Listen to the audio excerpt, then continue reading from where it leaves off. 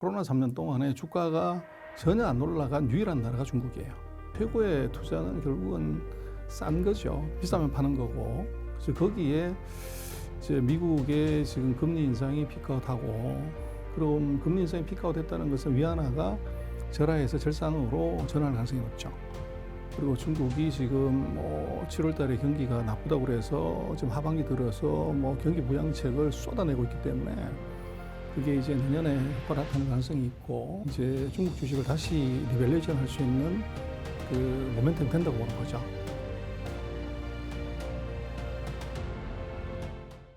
행부 반갑습니다. 오늘은 전병서 소장님 모셨습니다. 소장님 반갑습니다. 안녕하십니까? 최근에 워낙 또 미중 간의 정상회담도 있었고, 그 다음에 또 내년을 앞두고 있는 상황이기 때문에 앞으로의 미중 관계 흐름과 그리고 내년에 반도체에 대한 전망은 또 어떠한지를 좀 여쭙고 싶어서 이렇게 또 소장님 모시게 됐는데요. 그동안 또 어떻게 지내셨어요? 아예 이리저리 왔다 갔다 하면서 중국 가서 돌아가는 상황도 좀 보고 일이 조금 많았습니다. 그렇죠. 그러니까 그럴 수밖에 없는 게 요즘 미중 간의 움직임이 너무 활발한 것 같아요. 근데 기본적으로 첫 번째 좀 여쭙고 싶은 게 미중 간의 정상이 1년 만에 만났는데 왜 갑자기 또 이렇게 만난 것이고, 만남에 따라 실질적으로 양국이 얻어낸 결과값은 어떤 것들이 있었는지 좀 궁금하더라고요.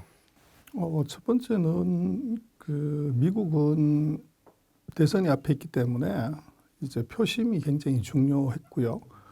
그래서 중국은 이제 기대보다 경기가 이제 빨리 회복이 안 됐기 때문에 이 투심이 중요해졌습니다. 투심. 그래서 그 투심은 중국 국내도 중요하지만 외국인들이 그 FDI 해외 직접 투자를 이제 3분기에 처음으로 마이너스가 나왔어요.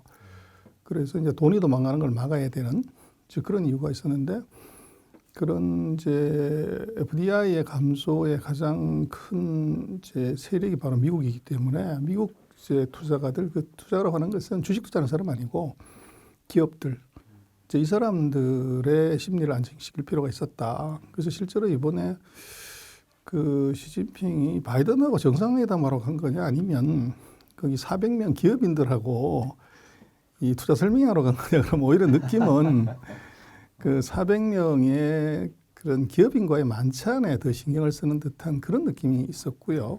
그리고 정상회담에서 일단 합의문이 없었어요.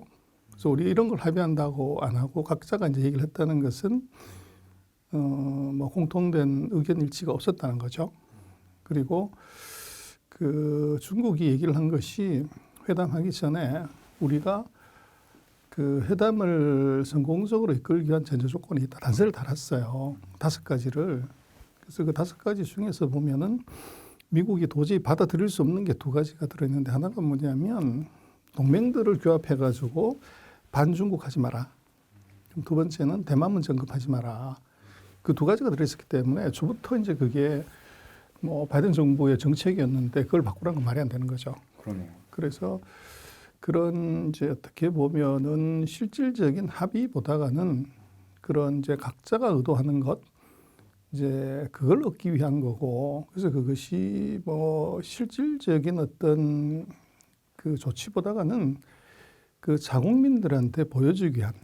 그래서 미국은 이제 대선을 앞둔 이 표를 가진 이제 주민들에 대한 인식, 그리고 중국 같은 경우는 거꾸로 미국에 투자하는 투자가들에 대한 이제 투자 심리, 이제 그걸 노리고 했던 거 아닌가 싶어요. 각국이 분명히 원하는 것이 있었기 때문에 만났는데 실질적으로 의견 차이가 있다 보니까 분명한 합의점은 안 나온 상황인 거네요. 그래서 이제 합의했다고 하는 성과가 뭐냐고 그럴 때 건설적인 의견을 나누었고 소통 채널을 구축했다. 근데 그게 웃긴 얘기죠. 근데 이제 얘기를 하는 것 전체적으로 놓고 보면 그 이미 중국에 대해서 미국이 4번의 사인을 보낸 것 같아요. 그래서 브링컨 장관, 옐렌 재무장관, 또 켈리 기후대사, 또 러먼드 상무장관을 4번을 이제 북경에 보내가지고 서로 얘기를 했고, 그것이 이제 종지부가 정상회담으로 끊어진 건데, 거기서 이제 4번의 장관들의 방중에서 아무 결과가 없었어요. 합의를 봤다거나 발표문이 없었는데, 그러나 추론해 볼 수 있는 것은 지금 현재 상태를 더 이상 악화시키지 말자. 그래서 니들도 지금 뭐 선거해야 되는데 중국과 싸운다고 그랬을 때 그게 경제가 나빠지면 표받는 데 어렵고 또 중국도 싸운다고 그러면 아마 외국인이 더 많이 돈을 빼갈 수 있는 가능성 불안하기 때문에 그래서 그것이 그 양국의 지도자들의 입장에서 놓고 보면 적어도 한 1년 정도 미국의 대통령 선거 끝날 때까지는 어떻게 보면 지금 하마스하고 뭐 이제 이스라엘이 서로 50일 동안 휴전한다 이러는 것처럼 네네. 이제 그런 쪽의 합의 그래서 상황에서 더 이상 악화시키지 않는 정도. 그러나 기존에 있었던 이제 전략은 바뀐 게 없는 것 같고요. 미국은 뭐 중국을 첨단 기술로 완전히 봉쇄해서 못 일어서게 한다. 또 중국은 어떤 형태로든지 그걸 돌파해 가지고 이제 살아가겠다. 이런 이제 두 가지의 전략은 변한 게 없는데 앞으로 한 1년이라는 이제 미국의 선거, 중국의 경기 그걸 놓고 보면 서로가 그 휴전하는 것이 유리하다. 아마 그렇게 서로 합의를 본 것 같아요. 딱 정확히 미국 대선을 앞둔 전략적인 임시 휴전이라고 보면 되겠네요. 전술적인 휴전이라고 봐야 될 것 같아요. 전략은 불변, 전술만 살짝. 그렇다면은 결국 이렇게 미중 간에 어찌 보면은 좀 갈등 관계가 보여지는 부분에서 좀 완화된다면 사실 올해 이 주식시장에서도 이러한 불안 요소들이 너무 많이 잠재되었으니까 뭐 이스라엘 전쟁도 그렇지만 미중 간의 분쟁도 그렇고 사람들이 많이 위축되어 있어가지고 경제가 막 이렇게 원활하게 돌아가는 게 좀 힘들었는데 그러면은 앞으로 한 1년 동안은 이러한 완화적인 스탠스로 인해서 뭐 경제랑 뭐 증시에 대해서 좀 안정화를 찾을 수 있는 것들을 우리가 기대할 수 있을까요? 꼭히 그렇게 얘기할 수는 없는데요. 그래서 뭐 정치적인 요소들은 사실은 투자에서는 결정적인 변수는 아니에요. 이벤트고 어떻게 보면 종속 변수고 구조적으로는 이제 경기 요인이 더 크죠. 그래서 경기가 비끝이고 이제 하강에 내려가는 과정에서 정치적 불안, 지정학적 불안이 가세를 해서 더 나쁜 걸로 보이는 것이지 그것 때문에 그렇다 이렇게 보기도 어렵고 그러나 이제 그런 지정학적 요인이나 정치적 요인들이 안정이 된다고 하면 경기가 하강해서 더 빨리 떨어진다고 하는 그런 불안감을 없애는 데는 심리 안정에는 무지 도움이 되죠. 그리고 이제 그 두 나라가 결국은 뭐 세계에서 1등, 2등 하는 나라가 서로 치고받고 싸우면 나머지 나라들은 뭐 이제 어쩔 수 없이 거기에 말려 들어가야 되는 그런 문제가 있는데 그게 일시적으로 중단이 된다고 하면은 이제 각자 도생의 길로 사실은 갈 수가 있죠. 예를 들어서 뭐 중국은 1대1로를 통해 가지고 그 개발 도상국들을 150개를 뭉쳐 가지고 야 으쌰으쌰 하고 또 미국은 민주동맹 민주주의 국가들 또 모아가지고 으쌰으쌰 하게 되면 그게 이제 갈등 요소가 커지죠. 근데 이제 그런 것들이 완화된다고 하는 것은 뭐 예를 들어서 주식시장이나 금융시장에 나쁠 요인은 없다. 근데 이것이 경기를 뭐 이제 턴시킨다거나 뭐 이러는 거는 아니고 더 이상 악화되는 것이 없다. 또는 이런 정도로 이제 봐야 될 것 같고 또 뭐 정치라는 것이 예를 들어서 세가 불리해지면 언제든지 이제 손을 뒤집잖아요.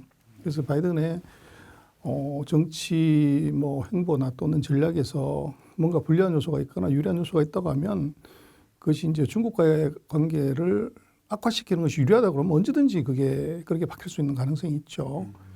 그리고 지금 볼 때는 뭐 미국에서도 뭐 바이든은 그렇게 얘기하는데 지금 80은 예전에 40밖에 안 된다. 그래서 이제 나이가 너무 많다. 그래서 그렇게 이제 얘기를 하니까 그래서 제가 볼 때는 바이든이 중간에 그 대선을 하다가 중간 포기를 할 가능성도 있어 보여요. 그래서 지지율이 너무 낮으면 뭐 결과가 뻔해지면 중간에 포기를 하는 것이 오히려 더 유리할 수 있죠. 그래서 이유는 나 건강상의 문제 때문에 그렇다. 뭐 이렇게 되면 이제 고령이시기 때문에 충분히 그럴 수 있는데 뭐 그럴 가능성도 있고 그러면 예를 들어서 민주당의 대항마로 누가 나올 거냐. 이제 이게 또 중요한 변수가 될 수 있을 것 같아요. 그렇죠. 그래서 지금으로 보면은 뭐 민주당에서 그 바이든하고 같이 붙을 수 있는 사람들이 뭐 그렇게 뚜렷이 나타나질 않아요. 전부 이제 뭐 마이너리티고. 그래서 그렇게 되면 구원투수로 이제 만약에 힐러리가 나오면 어떻게 되냐. 그래서 힐러리는 뭐 그 대통령 이제 영부인이기도 했고 또 국무장관이기도 했었고 정치 뭐 외교 그리고 이제 나이대도 70대. 그래서 뭐 경륜 뭐 모든 측면에서도 그리고 이게 트럼프 같은 경우는 그 어떻게 보면 마초적인 그런 이제 느낌이 강하지만 그 상대로 그 해리스보다가는 이제 힐러리 클린턴이 굉장히 유력해 볼 수 있죠. 그래서 그런 변수도 내년에 있을 수가 뭐 있을 거는 같아요. 그것까지는 또 생각을 못 해봤네요. 힐러리. 근데 최근에는 아무래도 바이든의 지지율보다는 트럼프의 지지율이 확실히 좀 올라오는 흐름들이 나오고 있는데, 그럼 만약에 이게 또 트럼프 시대가 다시금 또 도래를 했을 때는 미중 관계가 어떻게 될지에 대한 부분도 좀 궁금하더라고요. 굉장한 리스크가 있을 것 같아요. 그래서 트럼프하고 바이든의 전략을 보면 제가 볼 때는 트럼프는 슈퍼맨이고 슈퍼맨은 자기가 나가서 다 때려 부시고 뭐 하잖아요. 네. 근데 바이든은 스파이더맨인 것 같아요. 그래서 그물을 쳐놓고 거기에 이제 거미는 이제 먹이가 와서 거기서 붙어서 이제 잡아먹는 거죠. 자기가 나가서 사냥을 하는 게 아니고. 그래서 지금 바이든의 전략은 뭐 집권할 때부터 동맹 전략이잖아요. 그렇죠. 동맹국을 모아가지고 중국을 포위를 시키고 중국이 좌초되게끔 만드는. 그래서 수로 보면은 뭐 바이든의 전략이 훨씬 더 고수죠. 근데 문제는 지금 이제 어떤 여론조사에서도 3, 4분기 들어서는 이제 바이든하고 트럼프하고 붙었다 그러면 트럼프가 이기는 걸로 나온다는 건데, 그러면 당장 생각할 수 있는 것이 이제 한 서너 가지 리스크가 있는데, 하나는 이제 바이든은 자기가 무역으로 이제 공격을 했었기 때문에 그게 성공을 못했단 말이에요. 그래서 지금 얘기하는 것은 미국의 모든 수입품에 10% 관세 때리겠다. 그래서 이 무역에서 국제 무역에서 새로운 장애를 만들 가능성이 높죠. 그래서 그럼 각국이 이제 보호 무역으로 들어올 수 있는 리스크가 하나 있고, 두 번째 이제 리스크는 그 자기는 집권하면 바이든이 했던 정책 다 뒤집겠다. 그러면 이제 1번으로 뒤집인 게 뭐냐면 바로 IRA죠. 그래서 배터리에 보조금 줘서 뭐 하는 거 이거 안 하겠다. 그리고 이제 뭐 바이든 같은 경우는 기후 환경을 굉장히 중요한 아젠다로 뽑았고 거기에 이제 신에너지, 재생에너지 뭐 이걸 이제 강조를 했지만 트럼프는 대놓고 얘기하죠. 나는 석유 증산하겠다. 그리고 지금 이제 배터리나 전기차에 보조금 주는 건 미친 짓이다. 그래서 그렇게 왔기 때문에 그런 이제 지금 뭐 전 세계로 보면은 그 전기차하고 AI가 가장 새로운 이제 신성장 산업인데 그 중에서 하나가 예를 들어서 트럼프가 집권했을 때 전략이 통째로 바뀔 수 있다. 그러면 이제 굉장한 리스크가 존재할 수 있죠. 그래서 만약에 전기차에 보조금을 주지 않는다? 그랬을 때도 전기차가 과연 이제 이렇게 지금 같은 폭발적인 성장을 할 수 있냐? 거기는 당장 이제 의심을 해봐야 되고, 그다음에 이제 세 번째로 이제 생각할 수 있는 것은 이 트럼프는 이제 그런 얘기를 해요. 내가 지금 법원에 이제 트럼프가 자꾸 왔다 갔다 한단 말이에요. 근데 이것이 자기의 어떤 이제 뭐 오류 실수가 아니고 이거 민주당이 보복한 거다. 그래서 내가 집권하게 되면 당한 만큼 갚아주겠다. 그래서 미국 정치에서 이제 내부적으로 분란을 일으킬 수 있는 가능성, 정치 보복을 하겠다는 거죠. 대놓고 얘기를 하니까. 그래서 보면 중국 내부적인 그런 이제 정치 불안이 가중이 되면 중국과의 관계에서도 이게 이제 변화가 있을 수 있을 것 같아요. 그리고 뭐 중국과의 관계에서는 제가 볼 때는 지금 바이든이 있었던 정책하고는 다른 정책이 나올 것 같아요. 그래서 그 바이든 같은 경우는 기술을 봉쇄해서 중국을 자초시키겠다는 얘기인데 제가 볼 때는 뭐 아주 기가 막힌 전략이긴 하지만 정말로 이제 반도체 봉쇄에서 중국이 자초됐다 그러면 그게 누구 공이냐? 그러면 그건 바이든의 공이지 트럼프의 공이 아니란 말이에요. 그래서 정치인들 입장에서는 그 아젠다가 굉장히 중요한데, 그래서 제가 볼 때는 바이든의 그 기술 전쟁 이걸 안 하고 트럼프는 새로운 전쟁을 들고 나올 가능성이 있다. 그래서 그게 제가 볼 때는 금융 전쟁일 것 같아요. 금융 전쟁이요. 그렇죠. 그래서 뭐 무역 전쟁 해갖고는 트럼프가 이겼다고 볼 수 없고, 지금 기술 전쟁이 좋은 전략이긴 하지만 만약에 트럼프가 된다고 하면 시간이 너무 짧았던 거죠. 지금 뭐 기술 전쟁 여러 가지는 시작만 했지 마무리된 게 아무것도 없죠. 그렇죠. 그래서 트럼프가 그걸 그대로 인수해가지고 유지를 하면 좋은데 트럼프의 성격상 뭐 이미 대놓고 공약을 하지만 바이든의 전략은 다 벗버리겠다. 그러면 이제 기술 전략을 미국이 가져왔던 거가 상당 부분 수정되거나 이제 폐기될 가능성이 있죠. 그럼 이제 새로운 카드가 뭐냐고 그럴 때 그게 아마도 제가 볼 땐 금융일 가능성이 높고, 그래서 뭐 미국하고 중국이 하는 전쟁을 1985년 일본하고 똑같이 했거든요. 이제 그때 일본을 자초시킨 게 바로 공화당이었습니다. 그래서 이제 공화당은 일본을 자초시킨 경험이 있기 때문에 그때 일본을 자초시킨 것은 뭐 심플하죠. 엔다카 그 프랑스 합의를 통해서 그 엔화를 50% 절상시키면서 일본을 죽여놨단 말이에요. 그래서 공화당 입장에서는 아마도 이번에 이제 세 번째 그 중국을 공격하는 칼은 금융의 칼이 될 가능성이 있어 보입니다. 사실 이전 트럼프 정권 당시에도 금융전쟁의 움직임이 물밑에서 좀 나오진 않았습니까? 트럼프 때는 없었죠. 무역이죠. 보복관세 25%, 그리고 중국이 그 무역 흑자를 너무 많이 2천억 불 이상 내고 그게 이제 노동자들의 일자리를 뺏어간다. 그래서 제조업, 무역, 정부 보조금, 그다음에 보복관세.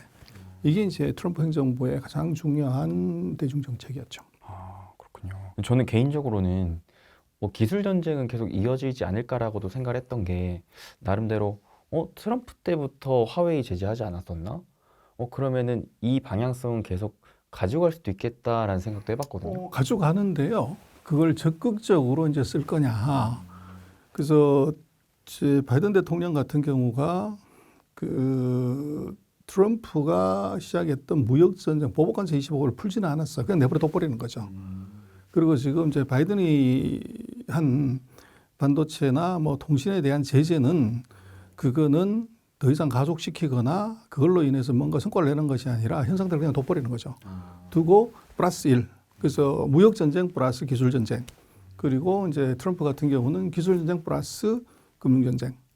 이렇게 들어갈 가능성이 있어 보입니다. 그러면은 진짜 중국 입장에서는 압박감이 더 들어가는 거니까. 그렇죠. 그래서 이제 그거가 일본의 이 전례가 있었기 때문에 실제적으로 중국은 말은 안 하고 있지만 이제 속으로 굉장히 이제 긴장하고 답답하죠. 그래서 보면 아주 특이한 현상이 그 중국의 금융은 이제 민은행상이 이제 금융정책을 결정을 해요. 근데 지난 정부 5년 동안 이제 민은행장이 이강이라고 미국의 버클리 나오고 일리노이에서 박사받은 미국통이 은행장을 했어요. 그래서 중국은 이 5년마다 한 번씩 장관을 선임하는데 한 번 선임하고 나면 뭐 특별한 유고가 없다고 그러면 5년 동안은 그대로 유지를 합니다. 그래서 이강 민은행장을 지난 3월 달 그 전인대에서 연임을 시켰어요. 그러다가 금년 6월인가 7월인가에 갑자기 이제 낙마를 시킨 거죠.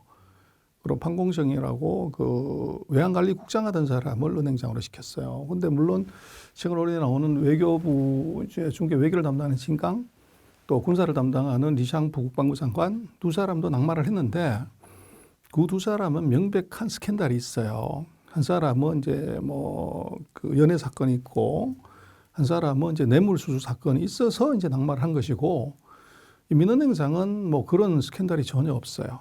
그런데도 이제 바꿨다는 것은 그 중국이 이제 미중과의 새로운 전쟁이 분명히 있다고 본 거고 거기에 이제 준비를 했다는 것이죠. 그리고 또 하나 주목할 것은 이번에 그 바이든하고 정상회담을 하러 가서 미국에 이제 400여 명 가온 기업인들하고 만찬을 하는데 미국 정부의 전략은 다 탈중국 하라는 거잖아요. 다 빼라 그러는 거고 지금 금융기관들도 중국에 투자하지 마라. 이게 이제 기조인데 문제는 이제 시진핑하고 같이 밥 먹는 헤드 테이블에 그래서 미국 다 장사꾼인데 그 헤드 테이블에 밥 먹는 티켓은 비싸게 파는 거죠. 5천만 원. 그래서 밥 한 끼 5천만 원인데 거기에 이제 경쟁적으로 사람들이 몰려들었고 거기에 이제 21명의 CEO들이 시진핑과 같이 밥을 먹었어요. 같은 테이블에 앉아가지고 눈도장 찍은 거죠. 그래서 재미난 건 21명 중에서 7명이 금융회장들이에요. 그래서 뭐 투자 축소하고 투자하지 말라고 하는데 전체 참석자의 3분의 1이 금융인이었다고 하는 것은 중국이 정치가 얘기하는 것하고 이게 돈이 바라보는 것은 완전히 다르게 본다는 거죠. 그래서 이제 그 얘기는 아마도 그 미중 관계에서 새로운 변화 그리고 전 세계적으로 보더라도 코로나 3년 동안에 주가가 전혀 안 올라간 유일한 나라가 중국이에요. 그러다 보니까 이제 그 투자가들 입장에서는 뭐가 이제 답이냐고 그럴 때 뭐 최고의 투자는 결국은 싼 거죠. 비싸면 파는 거고. 그래서 거기에 이제 미국의 지금 금리 인상이 피크아웃하고, 그럼 금리 인상이 피크아웃했다는 것은 위안화가 절하해서 절상으로 전환할 가능성이 높죠. 그리고 중국이 지금 뭐 7월 달에 경기가 나쁘다고 그래서 지금 하반기 들어서 뭐 경기 부양책을 쏟아내고 있기 때문에 그게 이제 내년에 효과를 나타낼 가능성이 있고, 그리고 플러스해서 이제 미중 관계가 그게 뭐 기간이 얼마나 될지 모르지만 안정화가 된다? 이러면은 그 세 가지 변수가 이제 중국 주식을 다시 리밸류에이션 할 수 있는 그 모멘텀이 된다고 보는 거죠. 그래서 아마 제가 볼 때는 그 금융회사 CEO들이 대거 이제 그 참석한 거 아닌가 싶어요. 그래서 조금 주목해야 될 것은 하여간 그 미국에 만약에 새로운 대통령이 들어왔을 때의 전략은 제가 볼 때는 금융 쪽으로. 근데 이유는 미국이 무슨 소리를 하더라도 최강의 경쟁력을 가진 건 금융이에요. 그쵸. 달러 파워란 말이에요. 근데 중국이 제일 약한 게 뭐냐 그러면 결국은 중국의 모든 산업을 다 개방을 했어요. 근데 금융산업은 아직 개방을 안 했거든. 그 얘기는 그 미국의 최대 강점은 금융이고 중국의 최대 약점은 금융이다. 그럼 이제 미국이 뭘로 공격해야 되냐 하는 것은 답은 아주 심플하죠. 그럼 소장님, 이게 실질적으로 금융 전쟁이 나온다라고 봤을 때는 구체적으로 뭐 어떠한 기조가 경제적으로 나온다라고 봐야 되는 건가요? 그래서 제가 볼 때는 먼저 이제 중국이 과도한 이제 그 무역 흑자를 갖고 있고, 그럼에도 불구하고 위안화가 지금 6.3에서 7.2까지 한 15% 절하가 됐단 말이에요. 그래서 그거는 이제 미국이 당장 시비를 걸 수 있죠. 이게 돈이 그렇게 많이 들어오는데 어떻게 환율이 절하가 되냐, 절상이 돼야지. 이제 그렇게 가면은 환율을 먼저 절상시킬 수가 있죠. 그래서 환율을 절상시킨다는 것은 두 가지 요인이 있는데, 하나는 중국이 수출해서 그만큼 마이너스가 나온다는 얘기고, 반대로 투자를 한다고 그러면 뭐 이제 똑같은 현상으로 환율이 절하가 되면 손해를 보지만 투자가들은, 외국 투자가들은 절상이 되면 환차익을 무지하게 보죠. 그래서 1차적으로는 이제 환율을 시비 걸 가능성이 높고, 두 번째로는 이제 금융시장을 개방을 해라. 그래서 지금 보면 뭐 후전강통에 주식을 살 수 있지만 뭐 1,400개 종목인가 2,000개 종목 밖에는 못 사게 돼 있잖아요. 그리고 예를 들면 이제 중국의 나스닥이라고 할 수 있는 뭐 거추장반이나 또는 이제 창업반 주식, 이건 이제 외국인이 살 수 없게 돼 있단 말이에요.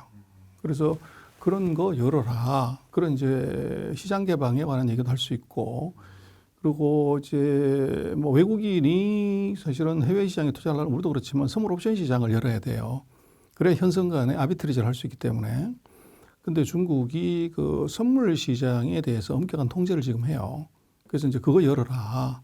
뭐 이런 것들을 순차적으로 할 수가 있는데, 그렇다고 해서 중국이 순순히 열 것 같지는 않고, 그래서 아마 단기적으로는 오히려 기술을 지금보다 더 세게 이제 이 목을 재는 거죠. 숨을 못 쉬게 하고 이제 기술을 좀 열어줄게. 그 반대급부로 금융시장을 이만큼 열어라. 이제 이럴 가능성이 있어요. 근데 또 제가 하나 궁금한 게, 이게 트럼프가 지금 계속 주도적으로 얘기를 하고 있는 게, 말씀하셨던 바이든의 이제 정책을 다 뭐 폐지한다, 뭐 바꾼다, 뭐 이런 스탠스인데, 그렇게 했을 때 사실 많은 분들이 걱정하고 우려하시는 게 IRA 정말 폐지되는 거냐, 이거 현실 가능성 있느냐, 이거거든요. 소장님께서 보실 때는 IRA를 실질적으로 폐지할 수 있겠다라고 생각을 하실까요? 그거는 이제 지금 하원이 뭐 자기네가 그 다수당이잖아요. 네. 그러니까 얘들이 이제 법안 발의하는 거죠. 하고 이제 미국은 2년마다 중간선거를 하잖아요. 그 중간선거를 했을 때 상원의 뭐 의석 차이가 한두 석 뭐 요렇게 차이가 난단 말이에요. 거기서만 바뀌면 이거 통째로 다 바꿔버릴 수도 있는 거죠. 그래서 이제 보통 그 미국 같은 경우를 보면 이 대선 끝나고 나서는 이제 그 대통령한테 힘을 몰아주기 위해서 상하원을 다 이제 여당 쪽으로 밀어주는 그 경향이 있고, 2년이 지나면 중간선거에서는 이제 감시감독 또는 이제 경각심을 주기 위해서 상하원 중에 하나는 뒤집어 가지고 이제 야당한테 주는 그 패턴이 아주 선명하죠. 그래서 트럼프가 이제 만약에 집권을 했다고 그러면 힘을 실어주는 이제 상하원의 동시 공화당 일색 그럴 가능성이 있죠. 만약 그렇게 되면 IRA는 뭐 우리도 그렇지만 다수석을 가진 데가 자동으로 그 폐기할 수 있죠.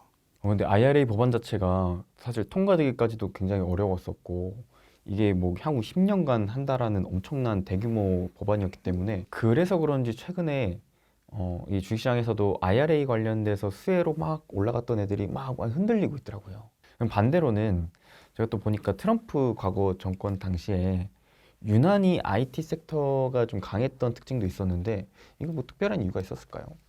뭐 그런 건 아니고요. 이제 플랫폼 산업이 전성기를 맞이했기 때문에 이제 그랬던 거고 트럼프는 뭐 기초적으로 공화당은 소위 말하는 빰벨트, 뭐 오일벨트, 이 아미벨트, 이제 러스트벨트, 소위 말하는 올드 이카노미에 주로 이제 그 포커스를 하는 쪽이기 때문에 첨단 산업의 경우는 민주당이 이제 주 표받치고 민주당이 주로 서포트를 하죠. 그래서 공화당은 전통사는 민주당은 월스트리트하고 이제 실리콘밸리 이쪽이 주된 이제 지지 세력이죠. 그래서 뭐 트럼프가 집권했을 때 IT가 뭐 갖다 이건 트럼프가 IT 회사들을 적극적으로 지원해서 그렇다 그런 건 아니고요. 그건 오히려 이제 인터넷에 어떻게 보면 정점에서 플랫폼 기업들이 꽃을 피운 거죠. 트럼프가 뭐 적극적으로 밀어줬다기보다는 기업들이 잘한 거네요. 그렇죠. 그럼 소장님 이게 또 한편으로는 우려감이 드는 게 사실상 아직까지는 우리나라 입장에서는 미국과 중국 간의 양국 간 관계도가 확실히 좀 크지 않습니까? 그렇게 봤을 때 야, 앞으로 트럼프 정권 돼서 실질적인 금융 전쟁까지도 이어지면서 양국 간의 관계가 더 틀어진다고 봤을 때는 우리나라도 힘들어지지 않을까라는 좀 우려감도 있는데 혹시 그 안에서 우리나라는 좀 어떤 전략을 취해야 좀 이득을 취할 수 있을지도 좀 궁금합니다. 그거를 이제 우리가 잘 봐야 되는데요. 그 미국은 우리 70년 우방이고 또 이번에 그 윤석열 정부가 그 더 우방의 관계를 튼튼하게 만들었어요. 근데 그 얘기는 뭐냐 그러면 원래는 50cm밖에 안 되는 병풍을 1m짜리 병풍으로 올렸단 말이에요. 그럼 바람을 그만큼 세게 막아줄 수 있는 거죠. 그래서 중국이 함부로 한국에 대해서 이제 어쩌지 못하는 그런 병풍은 됐지만 그럼 그 병풍을 갖고서 뭐를 할 거냐가 중요하죠. 그럼 병풍을 쳐놓고서 결혼식을 올릴 수도 있고 거기다가 이제 뭐 그 제사를 지낼 수도 있고 또 이제 뭐 유흥오락을 할 수도 있고 그랬을 때 이제 병풍을 갖고서 거기서 이익을 실리를 어떻게 챙기냐 이게 중요하죠. 우리 병풍 큰 거 있어 이렇게 해봐야 아무 소용이 없잖아요. 돈을 못 번다고 실리가. 그래서 그 사이 우리가 지금 한중간의 관계를 놓고 보면 미국과의 좋은 동맹 그런 이제 큰 병풍 이거 자랑을 많이 했지 그 병풍을 레버리지 걸어가지고 실리를 챙기는 건 왜 별로 한 게 없어요. 그럼 미국도 마찬가지지만 이제 미국과의 관계에 있어서도 미국이 보조금을 준다고 얘기만 했지 우리 보조금을 받은 거는 없단 말이에요. 그 대신 우리가 투자를 하는 것은 뭐 예를 들면 삼성전자가 거기다가 200억 불 이상의 이제 투자를 했잖아요. 실제적으로 이미 돈이 먼저 나갔잖아요. 그리고 우리 배터리 회사들 뭐 세계사가 다 미국에 투자를 이미 이제 했잖아요. 돈이 우리 먼저 나오고 보조금은 나중에 받는 그런 거죠. 보조금을 줄지 안 줄지는 모르지만 그렇게 보면 우리는 실제적으로 중국과 미국과의 관계에서 미국 쪽에 우리가 투자를 많이 해준 거죠. 그럼 거기서 뭘 받았냐 하는 것들은 병풍 하나를 받은 것이고 근데 문제는 이제 뭐 투자 역사를 보면요. 금융은 투자는 후진국의 선진국이 후진국에 투자해서 돈 먹는 거지 후진국이 선진국에 투자해가지고 돈 먹은 역사가 없어요. 그래서 그건 이제 금융이라는 것은 살아온 삶의 흔적 갖고 돈 먹는 산업이기 때문에 선진국이 이미 너무 많은 경험, 노하우 뭐 이런 게 있어서 단기적으로 이제 뭐 먹었다 이럴 수는 있지만 장기적으로 가면 그 경험에 덫에 걸려서 항상 당하게 돼 있죠. 한국도 뭐 동학개미 해가지고 최근 3년간 미국 투자해서 뭐 많이 벌었다고 그러는데 이게 3년 지나니까 어떻게 됐냐. 이제 먹은 사람은 없고 잃은 사람, 물린 사람만 이제 많은 거죠. 그래서 그게 결국은 이 선진국의 돈 먹기가 과연 쉽냐. 그리고 이제 우리가 뭐 그 사이 미국하고의 관계 역사가 있지만 우리가 미국 투자, 영국 투자, 일본 투자해가지고 떼돈 벌었다는 사람 찾기가 어렵죠. 근데 반대로 이 선진국이 후진국 기업에 투자해서 돈 많이 먹었다? 뭐 이런 것들은 케이스가 많죠. 그게. 그래서 그렇게 놓고 보면 우리가 조금 이제 한중 간의 관계, 미중 간의 관계를 이게 중국에서 나 빼고 그 미국의 반도체 투자하고 배터리 투자하고 미국 주식 투자해서 돈을 먹자. 뭐 그것도 굉장히 좋은 전략이긴 하지만 금융에서는 영원한 성장 산업도 영원한 사양 산업도 없어요. 특히나 이제 미국의 선거에 따라서 4년마다 이게 이제 업앤다운을 가져오기 때문에 영리하게 우리 실리를 챙기는 게 굉장히 중요해요. 근데 거기에 이제 우리는 뭐 전 1년 반 동안에 안미 경쟁 끝났다. 그 얘기를 굉장히 많이 했고 거기에 따라서 우리도 스탠스를 그쪽으로 많이 움직였죠. 근데 아주 재미난 건 우리보다도 안미 경중을 먼저 한 나라가 있어요. 그 나라가 어디냐면 호주입니다. 호주가 중국하고 이제 그 중국이 호주의 정치에 깊이 관여를 해서 호주가 이제 화가 난 거죠. 그래서 이제 중국과 싸움을 걸었고 거기에 이제 미국이 호주를 끌어들여서 쿼드를 만든 거죠. 그래서 중국이 태평양 인도洋으로 나갔을 때 그걸 막는 아주 중요한 교두보로 호주를 이제 미는 바람에 중국과 호주가 이제 우리하고 똑같은 안미 경중이 끝났다. 그래서 안 보던 미국, 예를 들어서 경제는 중국 했던 것이 완전히 이제 뭐 중국하고는 뭐 호주와 농산물 뭐 이런 걸 파는 건데 그 최대 수입국이 중국이었단 말이야. 철강석 원자재도 최대 수입국이 중국이고 근데 이걸 다 끊었거든. 철강석 빼놓고 다 끊었단 말이에요. 근데 웃기는 건 이제 미국한테서 뭘 받았냐 그러면 우리가 코드를 하려고 하면 배가 있어야 되지 않겠냐. 그래서 배라는 게 이제 중국을 공략하고 중국이 그 갖고 오는 항공모함을 깨부시려면 잠수함이 필요하다. 그래서 핵 잠수함 기술을 호주가 요구를 했고 미국이 이제 호주가 이뻐서가 아니라 중국이 태평양으로 나는 것을 막기 위해서 핵 잠수함 기술을 호주한테 준 거예요. 큰 거 챙긴 거죠. 그래서 호주도 정권이 바뀌었어. 그래서 새로운 정부가 들어서면서 이제는 미국한테 받은 거 그것 말고 이제 중국하고 다시 교역 늘리자. 그래서 이제 호주 총리가 시진핑 방문해가지고 그 사이에 이제 수입 중단했던 거 수출 중단을 다 다시 복귀시키는 거죠. 그래서 지금 이제 호주 같은 경우는 뭐 중국하고 이제 다시 안미 경쟁으로 돌아간 거죠. 미국으로부터 국방하고 기술을 받고 거기서 입 싹 닫고 중국하고 경제적 진리를 무지 챙겼다고요. 그래서 이제 그렇게 놓고 보면 그러면 이제 호주에 대해서 미국이 뭐 보복했냐 아니면 하지 말라고 지금 얘기를 했냐 뭐 그런 얘기 없거든. 그게 결국은 국가 간의 실리 이 문제는 이제 강대국 두 개 사이에서 그 어떻게 보면 눈치 잘 보고 그 실리를 잘 챙기는 게 중요하다는 거죠. 그래서 한쪽 편에 붙는 것은 뭐 좋긴 한데 문제는 우리가 손흥민 선수가 그렇잖아요. 그 중국하고 축구할 때도 보니까 이 오른쪽 발을 잘 쓰는 사람 선수 맞아요. 왼발을 잘 쓰는 왼발 제비는 선수 맞다고요.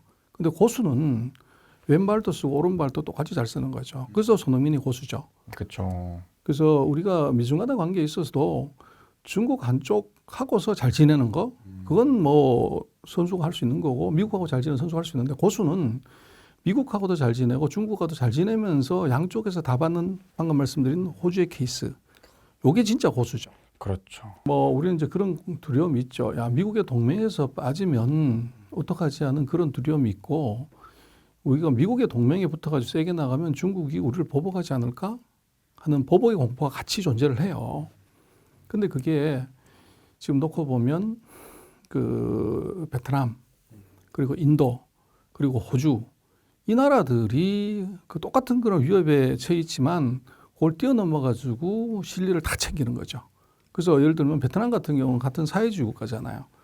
그런데 미국하고 같이 해가지고 엄청난 투자를 받고 이제 경쟁적으로 중국과의 이제 투자를 이제 유치를 한 거죠. 그리고 인도 마찬가지로 쿼드 동맹이 중요한 미국의 동맹인데 인도가 이게 러시아로부터 석유를 싼 값에 대량으로 사들여서 러시아로 계속 달러를 준단 말이에요. 그리고 예를 들어서 뭐 국제 원유 가격이 $100라고 그러면 러시아로부터 $50에 사가지고 그걸 정제해서 유럽에다 팔아먹는다고. 그럼 그 달러가 유럽에서 받은 달러를 러시아에 다시 주는 꼴이 되고 그 차액을 인도는 날로 먹는 이제 이런 일이 벌어졌는데 미국이 그럼 지금 인도를 제재하냐? 이거 제재를 못하거나 안 하고 있는 거죠. 그래서 그렇게 놓고 보면 그 미국의 동맹에서 제외되는 두려움이나 중국의 보복에서 이제 당할 것에 대한 공포 이런 것들은 좀 냉정하게 보면 그걸 극복해야 될 타이밍이 있어요.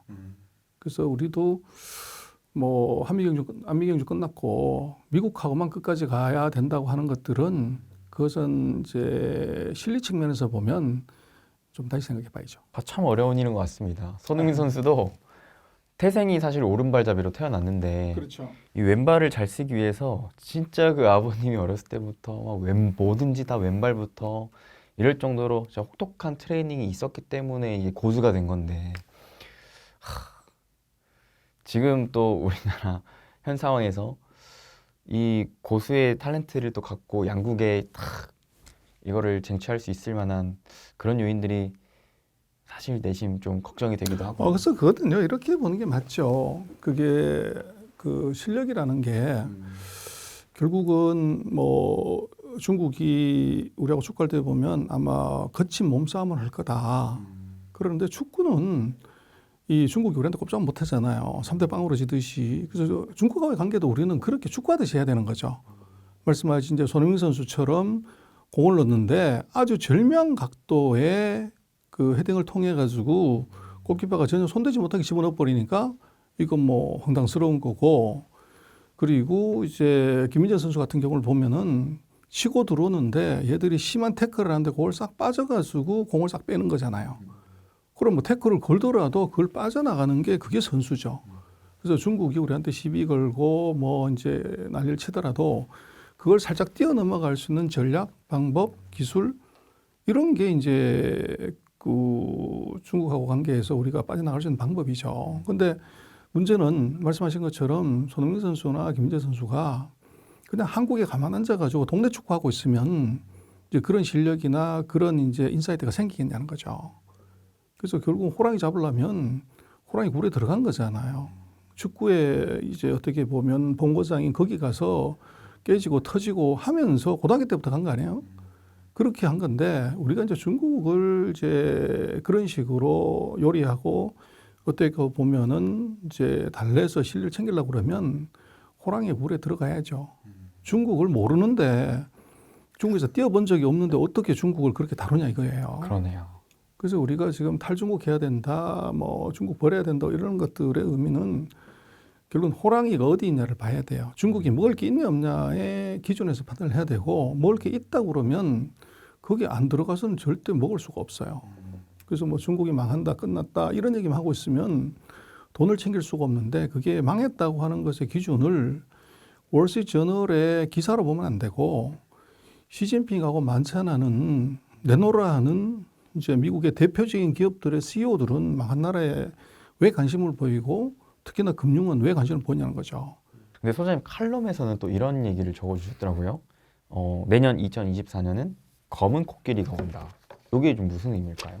그 검은 코끼리는 검은 백조하고 방안의 코끼리를 합친 얘기인데 결국은 저게 터질 거를 뻔히 알지만 터지면 이제 크게 문제가 된다는 걸 알지만 갑 내버려 두는 거죠.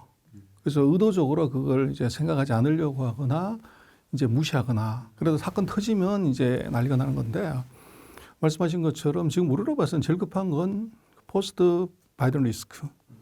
그래서 바이든 다음번에 지금 현상으로 보면 트럼프가 되는 것이 뭐 51%인데 그러면 지금까지 우리 모든 외교 정책 또 대중 정책은 바이든 정책에 맞춰가지고 다 만들어놨단 말이에요. 근데 트럼프가 들어왔을 때 이거 어떡할래? 다 뒤집어질 건 뻔할 거란 말이에요. 그럼 여기에 대한 우리가 대비를 안 해도 되냐? 그리고 아까 말씀하신 IRA 때문에 우리가 미국의 뭐 배터리 자동차 계속 투자한다고 그러는데 만약에 트럼프가 됐을 때 IRA를 폐지하거나 보조금이나 뭐 이런 문제에서 변화가 생기면 어떡하냐. 그럼 이건 또 완전히 달라지는 문제가 되죠. 그리고 우리가 뭐 많은 이제 동학 개미들이 배터리 관련되는 주식이나 전기차 관련된 주식에 많이 이제 묻어놨는데 이게 바뀌게 되면 그러면 이제 굉장한 리스크가 사실은 존재해요. 이제 뭐 그런 측면에서 놓고 보더라도 내년도에 있을 수 있는 변화가 굉장히 크죠. 근데 거기에 대해서 우리가 너무 이제 낙관적인 뷰, 이제 뭐 바뀌겠어? 뭐 이러는 것들이 우리한테 너무 좀 넘쳐나는 것 같고 또 중국에 대해서는 우리가 너무 과소평가를 하는 것 같아요. 그래서 먹을 게 없어 뭐 이러지만 먹을 게 없는 나라에 미국은 대통령부터 왜 관심을 보이고 장관들을 그렇게 많이 보내냐는 거죠. 그리고 이제 미국하고의 관계에서 좋은 관계를 가진 쿼드 동맹의 핵심인 이게 호주 같은 나라는 왜 안미 경중을 다시 시작하냐. 이제 그걸 놓고 보면 우리로서는 이제 생각이 될 게 많죠.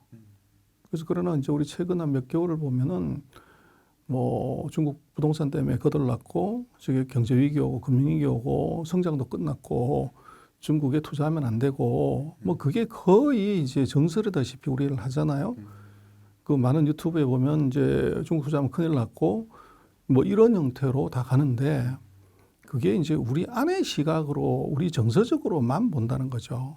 그래서 그렇게 가면 안 되고 그리고 이제 우리로 봐서는 이제 그렇게 얘기를 하는 사람을 한번 따져봐야 돼요. 미국도 마찬가지고 그렇게 얘기하는 사람이 월스트리트저널의 기자가 중국어 되냐? 한국에도 중국 끝났다, 망했다, 뭐 빼야 돼, 투자하면 안 돼, 뭐 큰일 났다 이렇게 얘기하는 유튜버들을 한번 체크해볼 필요가 있는지 그 사람이 첫 번째 중국어 되는지 중국에서 살아본 적이 있는지 공부해본 적이 있는지 그리고 일해본 적이 있는지를 봐야 돼요.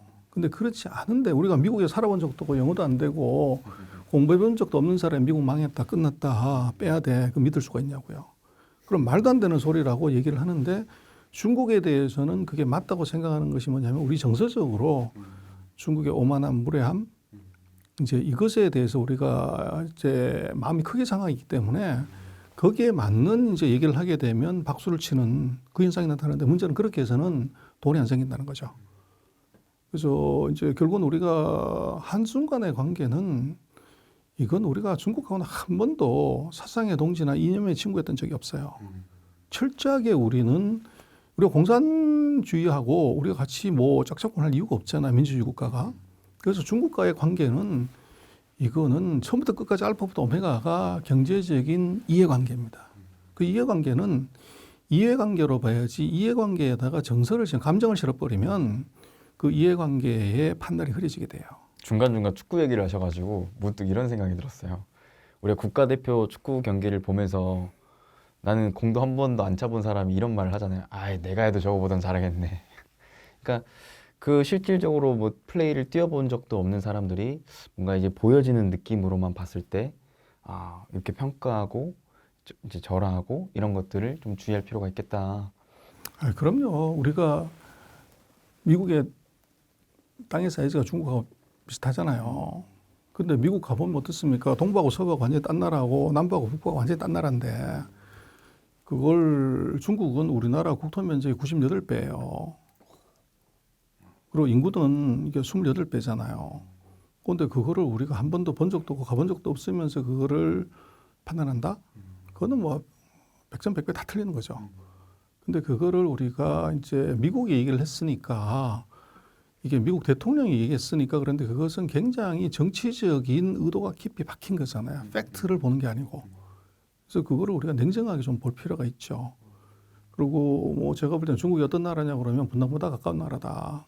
그래서 비 오는 날 여의도에서 참 막히면 분당까지 가는 3시간 걸립니다. 근데 여의도에서 팔팔 타고 네. 김포공항 가가지고 비행기 타면 1시간 40분이면 가요. 근데 또 거기는 네. 이게 시차가 우리하고 1시간이 있단 말이에요. 1시간 빼면 40분 걸리는 거죠. 그래서 분당보다 가까운 나라를 한 번도 가본 적이 없고 거기서 공부해 본 적도 없고 뭐 이런 이제 관점으로 그걸 판단하면은 틀리죠. 그래서 지금 중국은 저도 이제 코로나 때 한 3년 동안 못 갔다가 지난 3월 달에 이제 가보고 그 6월 달에 한번 가보고 지난주에 한번 뭐 일 때문에 계속 한 달 반 간격으로 가는데 깜짝 놀란 게 그 예전 같았으면 중국이 우리보다 IT가 빨라요. 그래서 식당에 지금 우리는 이제 아이패드로 주문하잖아요. 네. 중국 코로나 전에 이제 그렇게 했었거든요. 근데 이번에 갔더니 아이패드가 없어졌어. 그냥 이게 평평한 식탁에 예전 같았으면 중국 한마디도 못해도 주문할 수 있는 게 책이 아주 칼라로 그 식당 메뉴가 있어요. 그래서 그거 보고서 그냥 이거 찍으면 중국 한마디 못해도 주문을 다 해. 근데 이걸 없애고 아이패드를 갖다 놓고 클릭을 했는데 이번에는 아이패드 자체가 없어. 테이블 아무것도 없어. 뭐가 있어? 어떻게 주문하냐? 여기에 QR 코드가 붙어 있는 거예요. 그래서 핸드폰으로 QR 코드를 찍으면 내 핸드폰에 메뉴가 쫙 다 떠. 그리고 메뉴가 뜨면 거기서 메뉴를 클릭해서 선택하고 난 다음번에 결제를 이 알리페이나 위챗페이로 여기서 그냥 결제를 해요.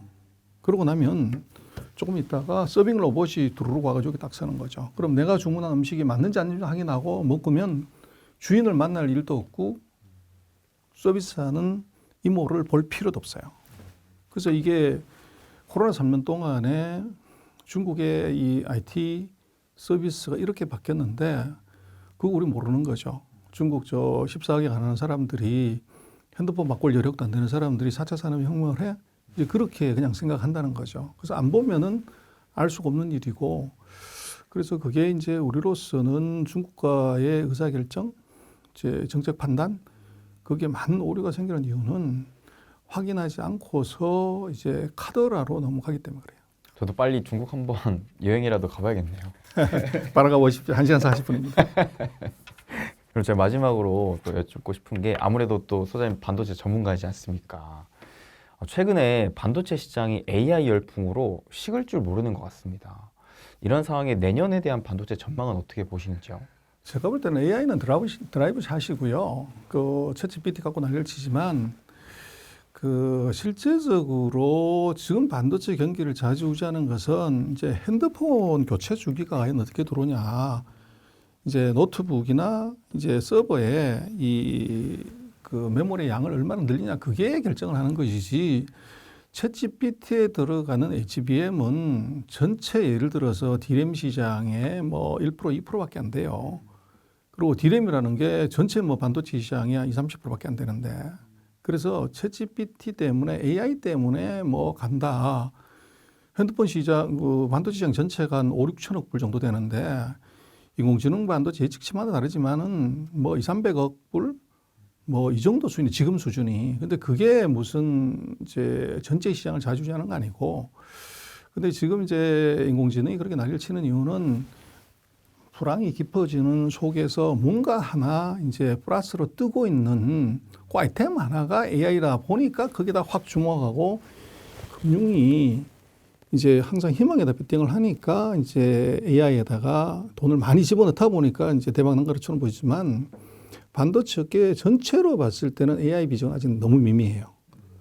그리고 내년도 이제 반도체 경기는 AI 때문이라고 하면은 너무 과장이고 그것은 이제 그 노트북, 핸드폰 회사들이 가격이 떨어지니까 이게 재고를 다 제로로 만들었다고요. 더 이상 주문을 안 한 거죠. 그래서 반도체 회사들이 재고가 역사적으로 최고로 이제 쌓인 거고. 근데 그게 벌써 6개월, 1년이 지나갔다고. 그래서 이 핸드폰 회사나 그 노트북 회사, 뭐 서버 만드는 회사들의 반도체 인벤토리가 이제 사상 최저가 된 거죠. 그래서 그것을 이제 일정한 수준까지 채워 넣어야 되는데 문제는 이런 삼성전자부터 감산을 했다고요. 그렇죠. 감산을 하니까 물건이 이게 안 나가게 되면 수급에 균형이 맞춰진 거죠.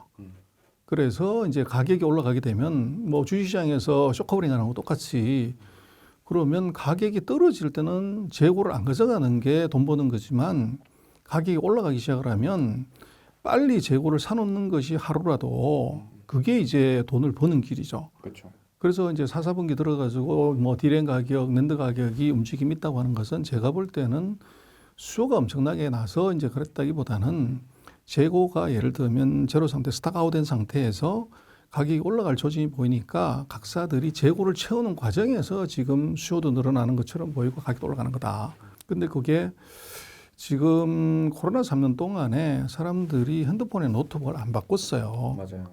근데 우리가 과거 기준으로 보면 2년 반마다 이걸 계속 바꿨단 말이에요. 그래서 아마 제가 볼 때는 이제 내년에는 그런 IT 기기의 교체 주기가 이연됐던 것이 나타날 가능성이 있어 보여요. 그래서 반도체 경기가 좋아진다는 것은 첫 번째는 재고 보충, 두 번째 단계에서는 실질적인 이제 핸드폰의 교체 수요, 요게 이제 있을 것 같고 거기에 중요한 단초가 제가 볼 때는 그 하웨이의 이 핸드폰이에요. 그래서 중국이 뭐 전 세계 인구의 20%가 넘지만 핸드폰 가입자도 넘어요. 근데 중국도 뭐 경기 안 좋았기 때문에 코로나 3년 방역하면서 핸드폰을 바꿀 일이 없었는데 이번에 화웨이가 메이트 60 플러스를 이제 7나노짜리 첨단 반도체를 쓴 이걸 만들면서 중국 사람들의 핸드폰 구매 의욕을 자극을 한 게 있는 것 같아요.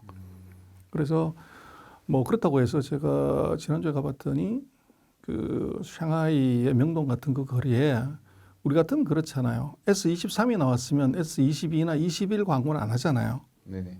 근데 거기는 메이트 60도 광고를 하고 메이트 50도 같이 광고를 해요.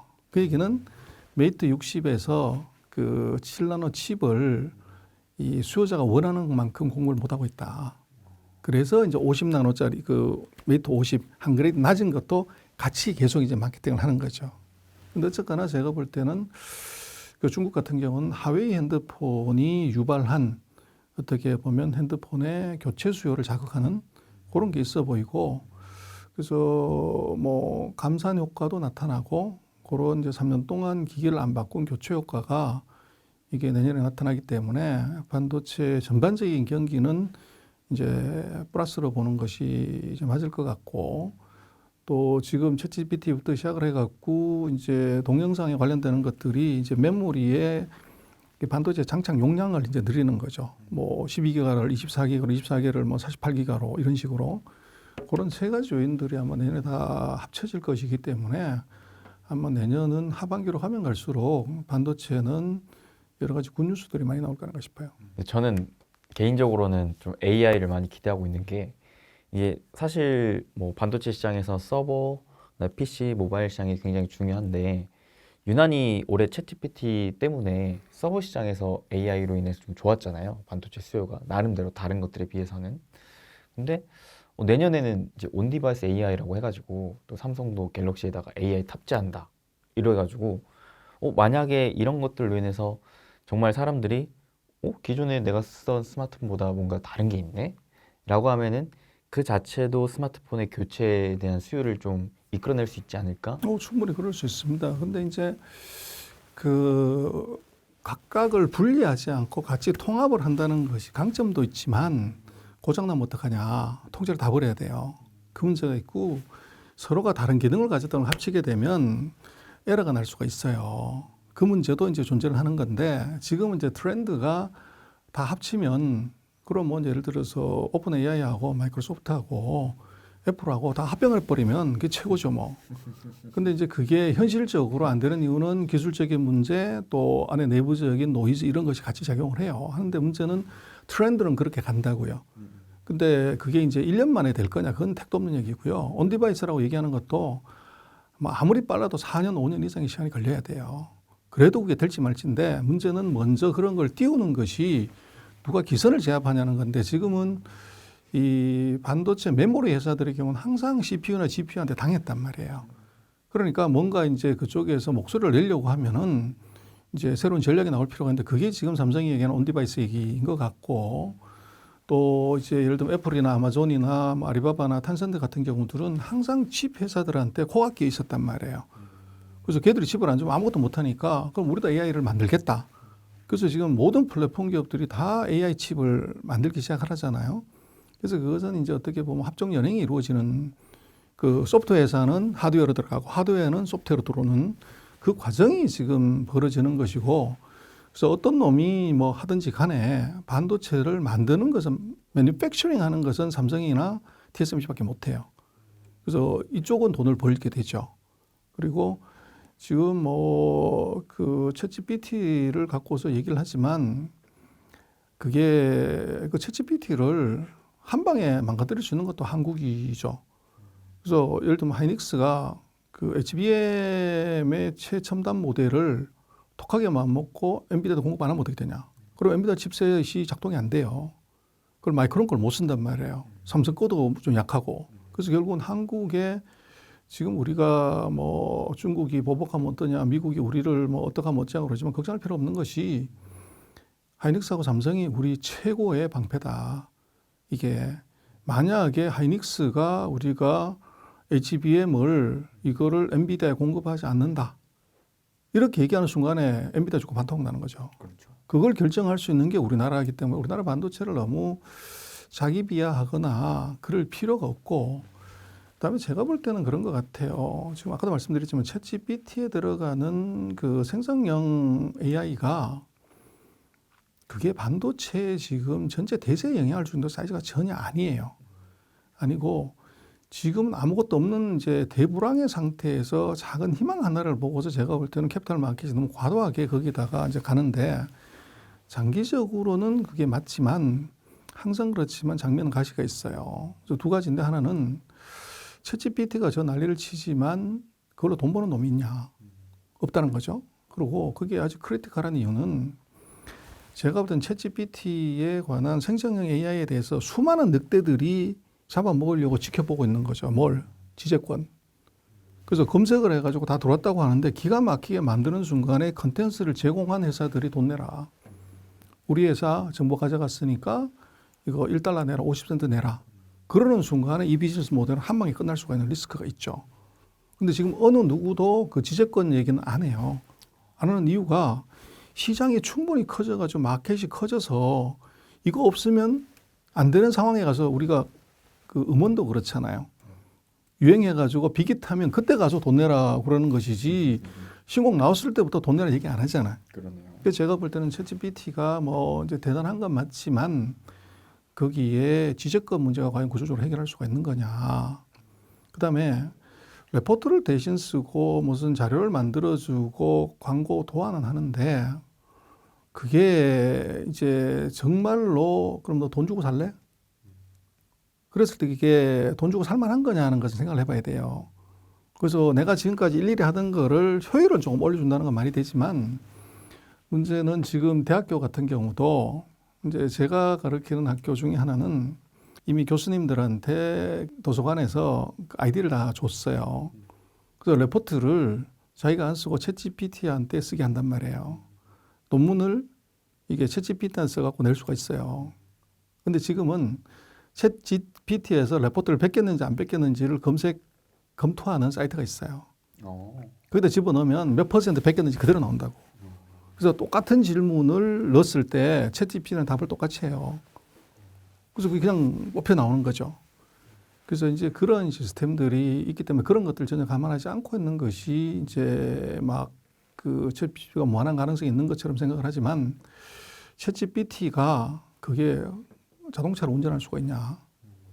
챗GPT가 사람 고칠 수가 있냐? 이건 또 다른 문제예요. 그렇죠. 그래서 지금은 이제 그런 이 랭귀지 모델의 대부분이지만 중요한 건 제가 볼 때는 AI는 산업형 AI가 진짜 AI지 이게 뭐 즐기고 느끼고 하는 것은 사람 생활의 일부분이잖아요. 병원 가고 도시를 운영하고 자동차를 운행하고 이게 교육을 시키고 이런 실생활의 산업 AI가 진짜 AI고 거기는 돈을 진짜 받는다고요. 그래서 지금 챗GPT 해가지고는 챗GPT에 수수료 2만 몇천 원 내는 회사만 돈을 벌지 나머지 회사들은 돈 버는 회사가 없잖아요. 저게. 그래서 앞으로는 챗GPT는 제가 볼 때 그냥 드라이브 샷이고 그걸 돈을 버는 것은 산업형 AI다. 근데 지금 산업형 AI는 아직 두각을 내는 데가 별로 없죠. 그렇죠. 그래서 이제 그게 숨어져 있는 거, 그게 됐을 때 AI 전체가 엄청난 이제 반도체 산업의 변화를 가져오고 그게 뭐 인터넷이나 모바일보다도 더 큰 주가 상승 이제 이벤트가 나올 수 있죠. 그러나 지금 있는 챗GPT를 중심으로 한 생성형 AI는 그것은 정말 드라이브 샷 잘 쳤다고 그래가지고 이게 싱글은 아니거든요. 그래서 그런 이제 사람의 주목을 모으게 하고 어떻게 보면 상징성이 있는 정도로 가는데 문제는 나머지 AI들이 아직 이제 맥을 못 추는 바람에 캐피탈 마켓이 너무 그쪽에 이제 몰려가는 경향이 있죠. 근데 그거는 이제 뒷북치면 항상 죽잖아요. 그래서 한국의 뭐 개미들이 미국에 상장된 많은 회사들을 우리가 따라가는데 그거를 좀 냉정하게 볼 필요가 있어요. 그래서 우리가 뒤따라갔다가 재미 본 적이 한 번도 없다고. 그래서 뭐 계속 올라갈 것 같지만 어느 순간 충격받으면 바로 쿵 떨어지잖아요. 근데 그 충격은 그 회사 자체의 문제도 있지만 또 하나는 중국이라는 변수가 굉장히 중요하게 작용을 해요. 그래서 지금 엔비디아가 뭐 어젠가 그 실적을 발표해서 뭐 200%인가 100%인가 이익이 좋았다고 그러는데 주가는 빠진단 말이에요.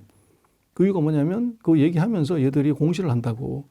다음 분기 어느 정도 가이드라인을 낼 때 우리 매출액이 절반이 줄어들 것 같아. 4분의 1이 줄어들 것 같아. 왜? 중국으로 파는 게 20에서 25%인데 미국 정부가 못 팔게 해. 그래서 다음 분기부터 이게 매출액 그만큼 줄 거야.